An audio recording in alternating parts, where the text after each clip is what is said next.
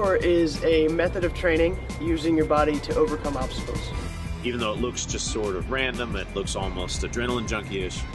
In fact, there's also a very disciplined aspect to it. Way to express yourself. It's freedom of movement and the flow. There's a very big misconception regarding the difference between parkour and free running. And it all came from the media. Once upon a time, parkour and free running and l'art de déploiement, which is a French phrase, were all the same thing. It's just training. It's just going out and bettering yourself. And due to different people in the community, you had David Bell, you had Sebastian Foucan, and you had all the other Yamakaze, and they all used different names and different words for the same art that they practiced. Because of media productions like Jump London, and because of quotes from David Bell, different phrases were developed. Free running from Sebastian, parkour from David Bell, and the Yamakaze still use ADD, or l'art de déploiement. But in all actuality, it's the same practice. So while people will use them differently, they really should be used interchangeably and do represent the same practice and the same form of art. On one side of the spectrum is parkour, and on the other side is free running. And the whole spectrum is parkour, but if you want to get into the technicalities, parkour tends to be more disciplined training and more going from point A to point B and the most efficient way to overcome an obstacle, while free running tends to be more fluid and flowy and about flips and tricks and being artistic. Parkour certainly has very powerful philosophies, very powerful meanings. Just as the word is, the entire practice is a metaphor in and of itself. Obviously, parkour is about overcoming obstacles, and that relates to absolutely everything in the world. You have your own personal obstacles, your own doubts, your own fears, and parkour not only teaches you to overcome the fears of making jumps or doing vaults, but also teaches you to overcome your own fears of, you know, what kind of person you are and what you're capable of and what you can and can't do in the world. Parkour for me is a serious mental barrier that I have tried to, be free of. And same thing with all the surgeries, growing up, going through that, I was, really scared. And so I've overcome a lot of fear in my life, but parkour is a different type of fear. The doctors had diagnosed me with something called malformed Chiari, which is when the spine compresses on itself in the back of the neck, and it really stops really any movement from the waist down. So I wasn't really able to do just daily life things, and also when I was in gymnastics, they pulled me out of there. I wasn't able to do that anymore, and that was a big bummer for me. In 10th grade, I'd gotten an MRI just as another checkup years later, and we compared pictures from when I was, back in 4th grade to the one now when I was in 10th grade, and there was a significant difference. They put 2 titanium rods in me along with some screws, and I came out great after all 3 surgeries.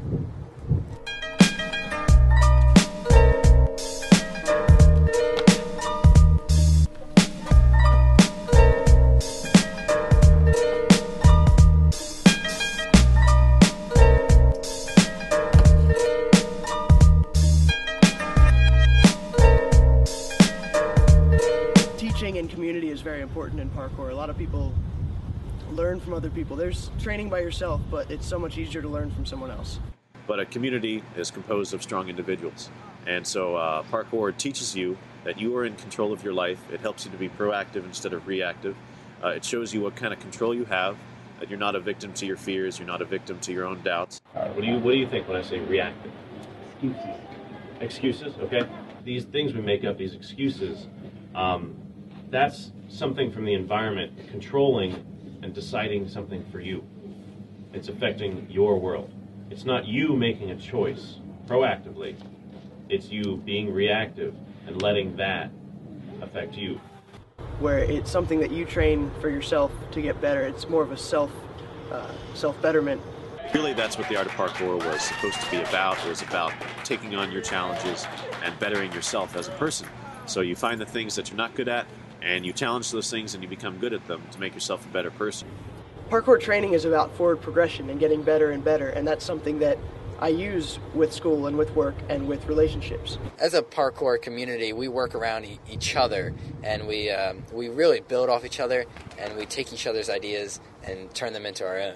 If I see a move I really like, I'll try it out my own way, and it might not be perfect like to what they do, but then I create something on my own. The focus of any community and any group should certainly be to better themselves and to better the people around them, because when you lift the people around you, they lift you up and everybody grows. And parkour is about growth, personal growth, and that's what I find to be important. Lehigh Valley Parkour is a community that I founded. It's really about developing yourself as a person. In addition to that, we know it's important to spread the art of parkour and to help other people go through that same process of development that we've been lucky enough to be exposed to. Essentially, Lehigh Valley Parkour exists in order to keep parkour alive as much as possible, while at the same time bettering the people who are practicing it, so that bit by bit, as parkour moves through and as it grows throughout the world, everybody who's exposed to it becomes a better person from it, and that every person who's a better person from it can pass it on to somebody else. Down the road, hopefully that makes the world a much better place. And I suppose that's what this community is all about. It's making people better. I got involved with Urban Current Clan when I met Ozzy Quintero from Hawaii. And he found me in Hawaii right as soon as I moved there and invited me to a training session. And we started training together, and I was impressed by him, and he was impressed by me. And so we got together, and he invited me into the Urban Current Clan, which he was just starting at the time. And he said, I'd like you to help me with this idea. I just want to start teaching more. I want to start helping more, and I think you can help me. So Ozzy and I, and with the help of a couple of other individuals, we started and founded Urban Current Clan. And Urban Current now has become very popular. We're responsible for a lot of tutorials online. We've sprouted communities in Hawaii, in Guam, here in Pennsylvania. And there's a handful of Urban Current members throughout the U.S. who are out teaching and spreading the proper practices of parkour. The people that I look up to most are the people that I've been able to train with personally.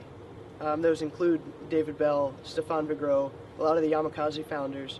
I've trained in New York, Washington, D.C., Philadelphia, Columbus, a little bit in Baltimore, Orlando, and a lot of smaller towns all over the place too.